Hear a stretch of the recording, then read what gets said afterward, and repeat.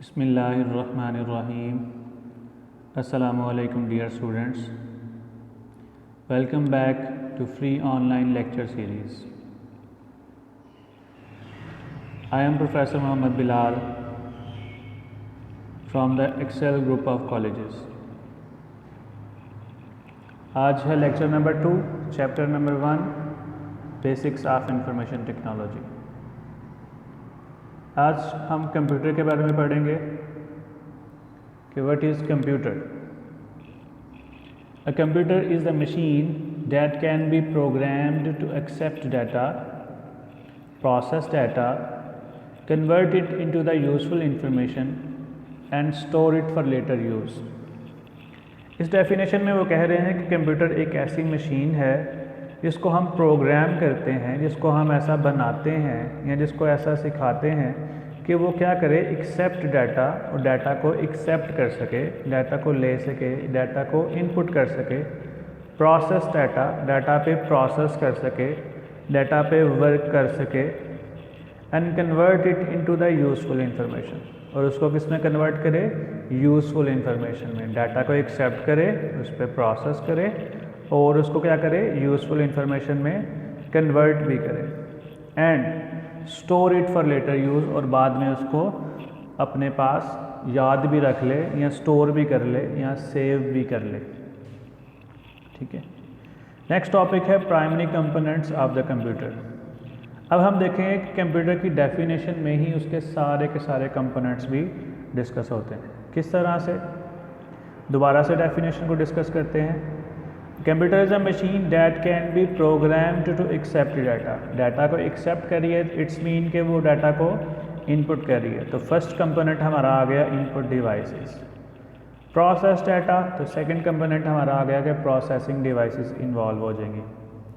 Convert it into the useful information, जब वो information में कन्वर्ट कर रहा है तो हमारे पास क्या आ रहा है, रिज़ल्ट। और रिज़ल्ट क्या है हमारे पास, आउटपुट। तो यहाँ पे हमारे आउटपुट डिवाइसेस भी आ जाएंगी। And store it for later use, और उसको स्टोर कर रहा है या उसको सेव कर रहा है तो हमारे पास यहाँ पर स्टोरेज डिवाइसेस भी डिस्कस हो जाएंगी। अब इन सारे कंपोनेंट्स को वन बाय वन डिटेल से डिस्कस करते हैं। फर्स्ट टॉपिक है बेटा input devices. The data given to the computer is called input. हम जो भी डाटा कंप्यूटर को देते हैं, जो भी इंफॉर्मेशन कंप्यूटर को देते हैं, जो इंस्ट्रक्शन या जो हदायत कंप्यूटर को देते हैं, वो क्या है, that is input. And the devices used to input data is called input devices. जिन डिवाइसेस के थ्रू हम डाटा दे रहे हैं उनको हम क्या कहेंगे, इनपुट डिवाइसेस। मिसाल के तौर पर आप माउस से कुछ इंस्ट्रक्शन कंप्यूटर को दे रहे हैं, कहीं पे क्लिक कर रहे हैं, कहीं पर राइट क्लिक कर रहे हैं, कीबोर्ड से कुछ चीज़ें टाइप कर रहे हैं, तो ये आप कंप्यूटर को इंस्ट्रक्शन दे रहे हैं। और कौन सी डिवाइसेस यूज़ कर रहे हैं, माउस या कीबोर्ड या स्कैनर वगैरह। ठीक है। तो जिन डिवाइसेस के थ्रू आप कंप्यूटर को इनपुट दे रहे हैं उन डिवाइसेस को हम क्या कहेंगे, इनपुट डिवाइसेस।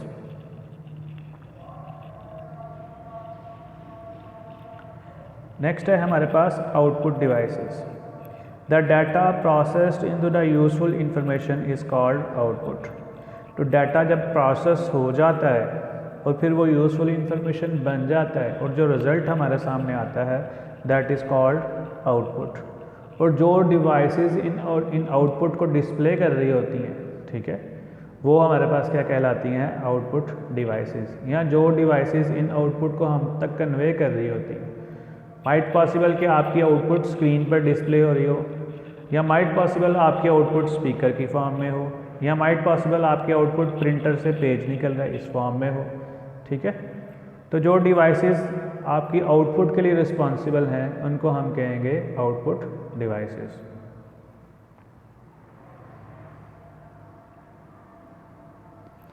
नेक्स्ट है बेटा processing devices. The processing devices is any device in a computer that handle the intermediate stage of the processing the incoming data। ठीक है। एक तरफ हम इनपुट दे रहे थे और एक तरफ आउटपुट आ रही थी। हम कंप्यूटर को कुछ बता रहे हैं और कंप्यूटर आगे से हमें कुछ रिस्पॉन्स कर रहा है, लेकिन इसके दरमियान में क्या हो रहा है, प्रोसेसिंग हो रही है। ठीक है। वो जो इंटरमीडिएट स्टेज है जहाँ पे सारी प्रोसेसिंग हो रही है, वो जो दरमियानी स्टेज है जहाँ पे सारी प्रोसेसिंग हो रही है, और वहाँ पे कौन सी डिवाइसेस हैं जो ये सारी प्रोसेसिंग कर रही हैं, उन्हें हम कहेंगे प्रोसेसिंग डिवाइसेस। मिसाल के तौर पे आप क्या करते हैं, कंप्यूटर पे कोई लेट से सॉफ्टवेयर है, उस पर डबल क्लिक करते हैं, तो जो आपने डबल क्लिक किया ये आपने इनपुट दी है कंप्यूटर को कि भाई मुझको ये चाहिए, और कंप्यूटर उस सॉफ्टवेयर को ओपन कर देता है। लेकिन कंप्यूटर को कैसे पता चला कि आप क्या चाह रहे हैं, और उसने कैसे सॉफ्टवेयर को ओपन कर दी? ठीक है, जैसे आपने डबल क्लिक किया, उसने आपकी इनपुट रिसीव की, फिर उस पर प्रोसेस किया, उसको वो CPU में लेके गया, उसको वहाँ पे उसने कन्वर्ट किया अपनी लैंग्वेज में, फिर उसको अंडरस्टैंड किया कि यूज़र मुझसे क्या डिमांड कर रहा है, फिर उसने देखा कि वो चाह रहा है कि इस सॉफ्टवेयर को ओपन किया जाए, तो फिर उसने क्या किया, उस प्रोसेसिंग करने के बाद उस सॉफ्टवेयर को आपके लिए ओपन कर दिया। ठीक है, तो जो इंटरमीडिएट डिवाइसेस हैं आपके पास, जिस तरह CPU है या मेन मेमोरी है। CPU आपको पता है, CPU is the brain of the computer, और ब्रेन में क्या होता है, सारी प्रोसेसिंग हो रही होती है। ठीक है, और मेन मेमोरी में क्या हो रहा होता है, जो टेम्परेरी डाटा, जो अभी काम आप करने जा रहे हैं, उसका सारा टेम्परेरी डाटा सारा जना आपके पास मेन मेमोरी में स्टोर होता है। मतलब जो भी आप काम करने जा रहे हैं, जो आप सोचने जा रहे हैं, जो आप प्रोसेस करने जा रहे हैं, कंप्यूटर जो भी करने जा रहा है, वो टेम्परेरी तौर पर उसको रैम में लोड कर लेता है, और फिर वहाँ से एक एक इंस्ट्रक्शन लेता जाता है और उसको हल करता जाता है। नेक्स्ट टॉपिक है हमारे पास storage devices. Storage usually refer to the secondary storage, the main memory store data and program temporarily. ठीक है, the secondary storage is required to store data and information and program permanently. Storage devices में हम जब भी बात करेंगे तो वैसे तो रैम में भी हमारे पास डाटा स्टोर हो रहा है, लेकिन हम मोस्टली इसको रेफ़र किससे करते हैं, सेकेंडरी स्टोरेज डिवाइसेस से। सेकेंडरी स्टोरेज डिवाइसेस ऐसी डिवाइसेस होती हैं जिनमें डाटा परमानेंटली पक्का पक्का सेव होता है। ठीक है, जो टेम्परेरी है वो तो आर्जी तौर पर है, ठीक है, और जो परमानेंट है वो दायमी तौर पर है। ठीक है, जिस तरह से आपके पास हार्ड डिस्क है, हार्ड डिस्क पर जो डाटा सेव होगा वो परमानेंट है। मेन मेमोरी कार्ड है आपके पास, फ्लैश है, CDs वगैरह हैं, आपके पास इंटरनल मेमोरी भी आ जाती है, एक्सटर्नल हार्ड डिस्क भी आ जाती है। ठीक है, काफ़ी सारी आपके पास डिवाइसेस हैं जिसमें आप डाटा को परमानेंटली सेव कर सकते हैं। नेक्स्ट टॉपिक है बेटा हमारे पास एप्लीकेशंस ऑफ इंफॉर्मेशन टेक्नोलॉजी, कि इंफॉर्मेशन टेक्नोलॉजी की कौन कौन सी एप्लीकेशंस हैं, या इंफॉर्मेशन टेक्नोलॉजी हमारी लाइफ में क्या क्या इन्फ्लुएंस क्रिएट कर रही है, कहाँ कहाँ पर यूज़ हो रही है, और कौन कौन से एरिया हैं जो इंफॉर्मेशन टेक्नोलॉजी की वजह से इम्प्रूव हो गए हैं। ये सारी चीज़ें हम यहाँ पर पढ़ेंगे। फर्स्ट एप्लीकेशन है हमारे पास आर्टिफिशियल इंटेलिजेंस। आर्टिफिशियल इंटेलिजेंस क्या है बेटा, it is used to develop the machine which human like qualities such as learning, reasoning, communicating and seeing या हेयरिंग। अब आर्टिफिशियल इंटेलिजेंस क्या है, सबसे पहले बेटा इस वर्ड जो है इंटेलिजेंस, इसको अंडरस्टैंड करते हैं। अगर आप साइकोलॉजी में इसकी डेफिनेशन देखें तो आपको मल्टीपल डेफिनेशंस नज़र आएंगी, लेकिन चूँकि मैं अपने सब्जेक्ट से रेलिवेंट इसकी डेफिनेशन करूँगा, तो आर्टिफिशियल या इंटेलिजेंस या जहानत, इसका मतलब है the ability to take a decision. Intelligence means the ability to take a decisions, कि आपकी काबिलियत के आप फैसले ले सकते हैं। आपके पास जिस तरह कंप्यूटर है, कंप्यूटर फैसला नहीं ले सकता, कंप्यूटर नहीं सोच सकता कि मैंने ये काम करना है या ये करना है, उसको जो काम आप बताएंगे वो करेगा। लेकिन आप फैसला ले सकते हैं कि हाँ मैंने ये काम करना है, मैंने ये काम नहीं करना, मैंने ये लेक्चर सुनना है नहीं सुनना, मैंने ये बुक पढ़नी है नहीं पढ़नी, मैंने खेलना है या नहीं खेलना। ठीक है, तो अब क्या है, आर्टिफिशियल इंटेलिजेंस का मतलब है कि मसनूई तौर पर, क्योंकि कंप्यूटर कुदरती तौर पर तो ज़हीन नहीं होता, जो इंसान है ये कुदरती तौर पर ज़हीन है। ठीक है, जबकि कंप्यूटर्स कुदरती तौर पर ज़हीन नहीं होते, तो हम उनको मसनूई तौर पर इस काबिल बनाते हैं कि वो जिस तरह से इंसान सोच सकता है, डिसीजन ले सकता है, वो भी छोटे मोटे डिसीजंस लेने शुरू कर दें। जिस तरह से इंसान चीज़ों को सीख सकता है, वो भी चीज़ों को सीखना शुरू कर दें। ये आर्टिफिशियल इंटेलिजेंस आपका जो कह लें वेरी न्यू टेक्नोलॉजीज़ हैं, उनमें से इसका शुमार होता है। तो आपके पास इसकी अगर एग्जांपल कोट करूं तो आपके पास ऑटोमेटिक जो कार्स हैं वो इसकी बेस्ट एग्जांपल है। क्योंकि जब आप गाड़ी चलाते हैं तो आप काफ़ी सारे डिसीजंस ले रहे होते हैं कि मैंने इसको राइट साइड से टेक ओवर करना है या लेफ़्ट साइड से करना है, ठीक है, यहाँ ब्रेक लगानी है नहीं लगानी, स्पीड करनी है नहीं करनी, ठीक है। तो अब क्या है, जब आप कंप्यूटर गाड़ी चला रहा है, ठीक है, तो वो भी डिसीजंस ले रहा है अपने। अब जिस तरह से मैंने बताया कि आपकी गूगल वालों की सेल्फ ड्राइविंग कार आ चुकी है और ये तकरीबन 7-8 साल पुरानी है। अगर आप YouTube पे जाएं, वहाँ लिखें सेल्फ ड्राइविंग कार, और तो आपके पास सामने जब फर्स्ट वीडियो आएगी वो इसी कार की होगी, ठीक है। और ये फुल्ली ऑटोमेटेड है। आप उसमें बैठें, जस्ट उसको स्टार्ट करें, आप उसको लोकेशन बताएं और उसके बाद वो सारी गाड़ी अपने आप को खुद ड्राइव करेगी, ठीक है। तो आर्टिफिशियल इंटेलिजेंस, हम मशीन को इस काबिल बनाएं कि वो इंसानों की तरह काम कर सके, इंसानों की तरह सीख सके, इंसानों की तरह डिसीजंस ले सके, कम्युनिकेशन कर सके। That is called artificial intelligence. Next क्या है, web based application. It is a type of software application that is available on the web. ऐसा सॉफ्टवेयर जो आपको वेब पे अवेलेबल हो, माइट पॉसिबल। मिसाल के तौर पर कुछ इस किस्म के सॉफ्टवेयर हैं जो ऑनलाइन चलते हैं, कुछ गेम्स ऐसी हैं जो ऑनलाइन चलती हैं। आप उसको वैसे डाउनलोड नहीं कर सकते ऑनलाइन, या आप गूगल क्रोम वगैरह या आपका ब्राउज़र जो भी है उसको ओपन करेंगे, उसमें आप वो लिंक टाइप करेंगे तो वो गेम आपके सामने आ जाएगी और उसको आप ऑनलाइन ही प्ले करेंगे, ठीक है। या इसकी जो लेटेस्ट एग्जांपल है, जिस तरह से कुछ गेम्स ऐसी हैं जिनको डाउनलोड तो आप करते हैं लेकिन वो फिर भी चलती ऑनलाइन ही हैं, जिस तरह से PUBG वगैरह है या आपकी 8 पूल वगैरह है, लूडो वगैरह है, ठीक है। ये भी आपकी एग्जांपल्स हैं वेब बेस्ड एप्लीकेशंस की। इन गेम्स को भी या इन एप्लीकेशंस को भी आप इंस्टॉल करते हैं लेकिन ये चलती ऑनलाइन ही है। नेक्स्ट है हमारे पास बेटा e commerce. It is the process of performing business over the internet, कि आप जो बिज़नेस कर रहे हैं वो इंटरनेट के थ्रू कर रहे हैं। इसकी बेस्ट एग्जांपल क्या हो सकती है, आपका OLX, Daraz.com, Amazon वगैरह। जिस तरह से लास्ट टाइम न्यूज़ आपने सुनी होगी कि कोरोना वायरस की वजह से ऑनलाइन जितने भी बिज़नेस हैं, Amazon वगैरह, अलीबाबा वगैरह, इनके शेयर्स में बहुत ज़्यादा इजाफा हो गया, ठीक है। तो ये बिज़नेस कैसे कर रहे हैं, ऑनलाइन, ठीक है। तो ऐसा बिज़नेस जिसको हम इंटरनेट के थ्रू करें उसको हम कहते हैं ई कॉमर्स। नेक्स्ट टॉपिक है बेटा मोबाइल कॉमर्स।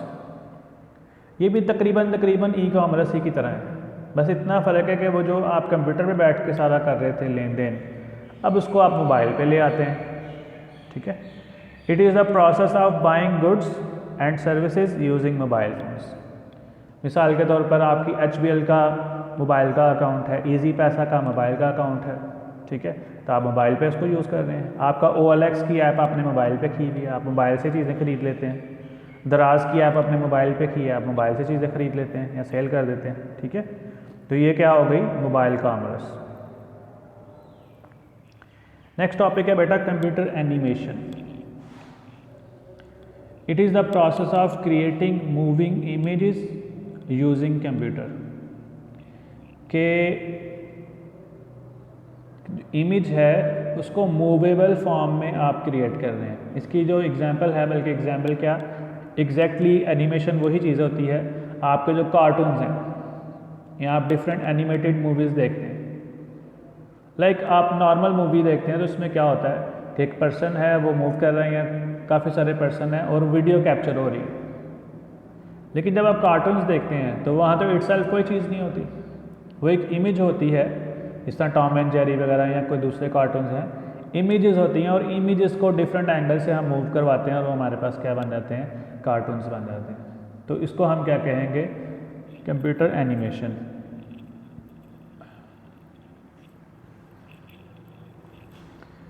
नेक्स्ट टॉपिक है बेटा डिस्ट्रीब्यूटेड कंप्यूटिंग।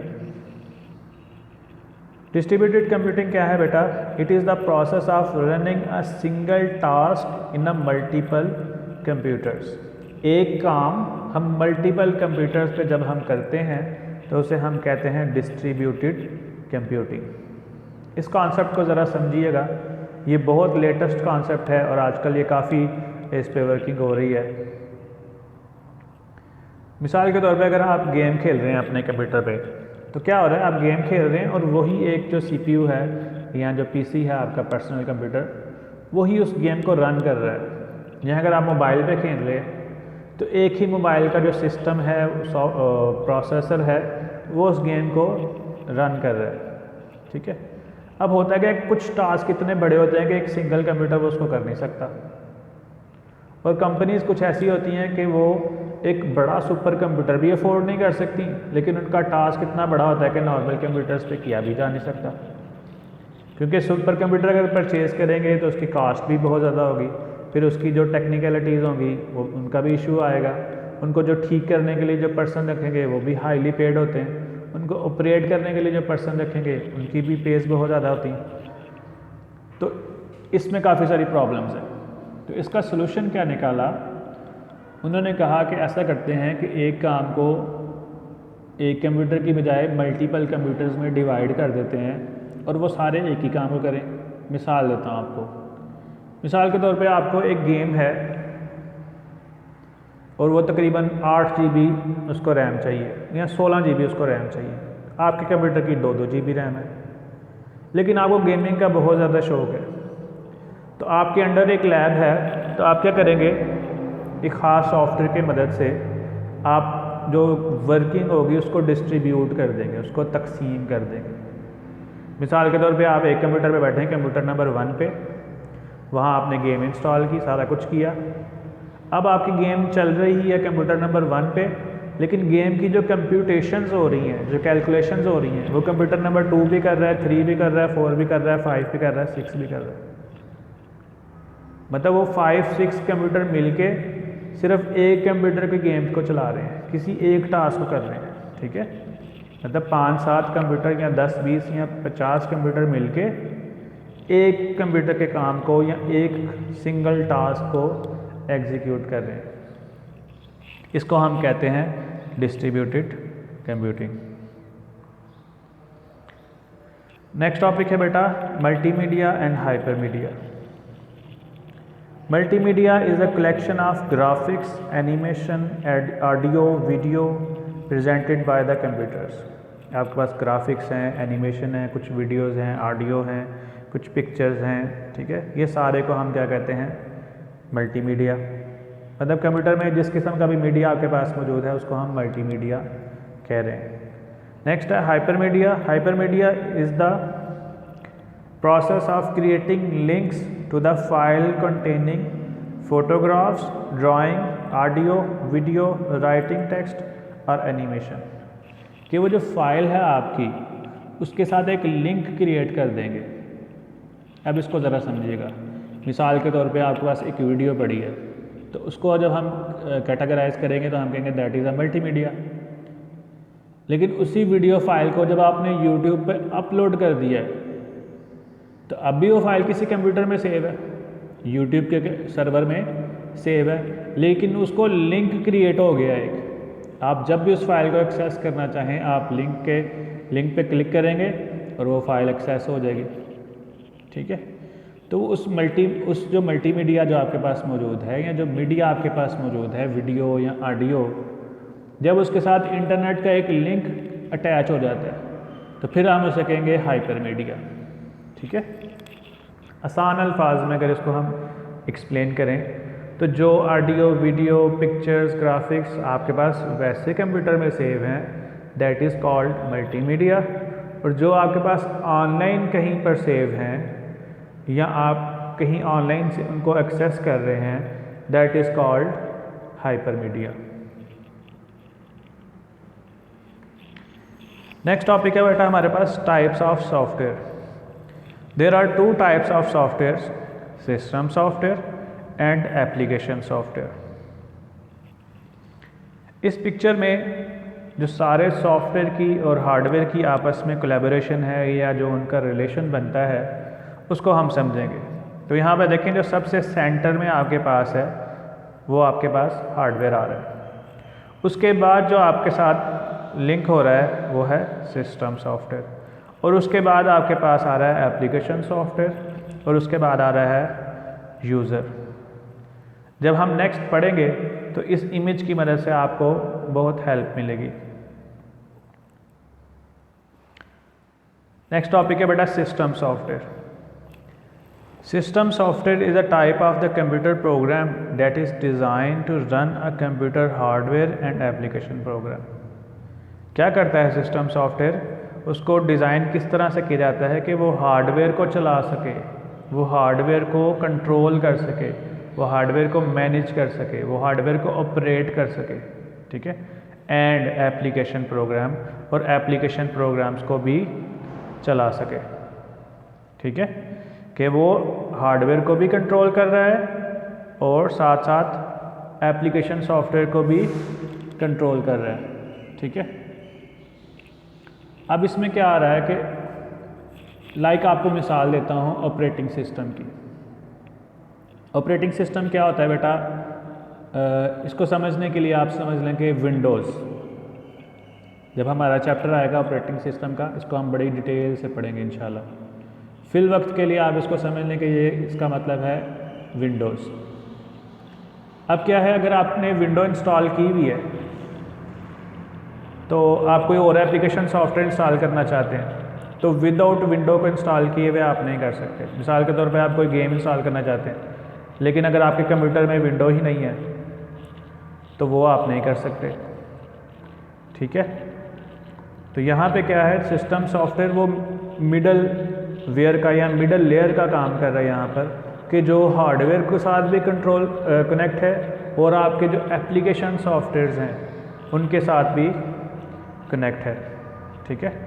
और जो असल काम है सिस्टम सॉफ्टवेयर का, इसको अगर मैं आसान अल्फाज में कहूँ तो ऐसा सॉफ्टवेयर जो हार्डवेयर के साथ डायरेक्टली कनेक्ट होता है उसको हम कहते हैं सिस्टम सॉफ्टवेयर।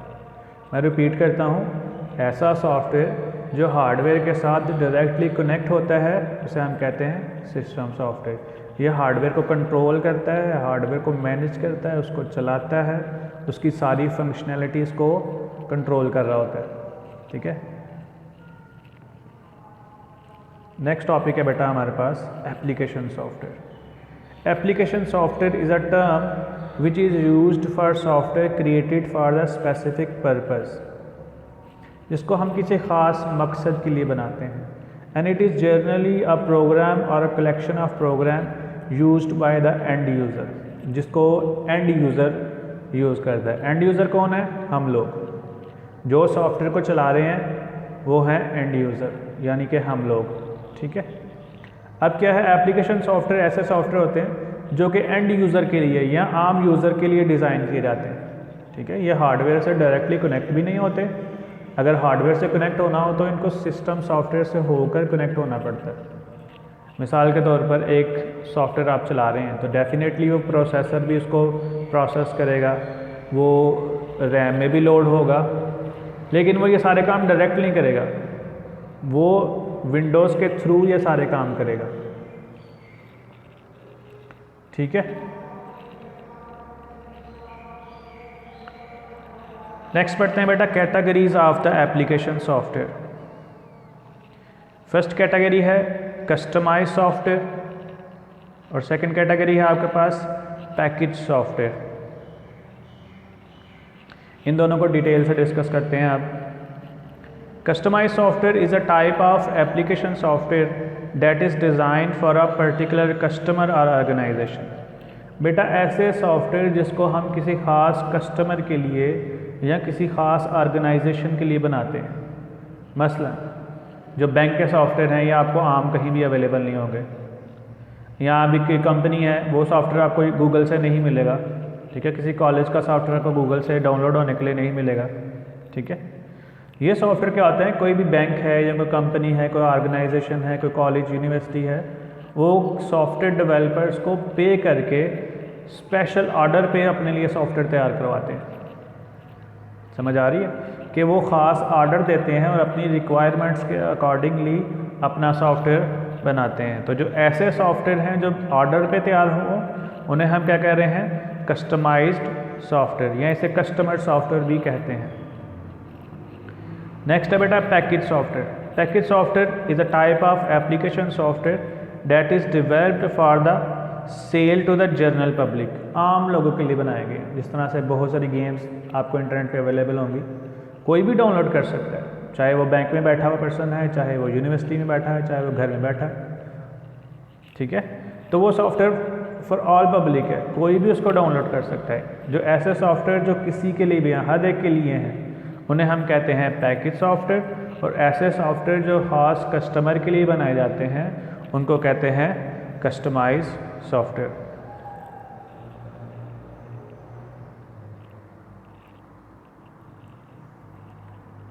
जी बेटा, आज के लेक्चर में इतना ही था। इंशाल्लाह नेक्स्ट लेक्चर में मिलेंगे। अल्लाह हाफिज़।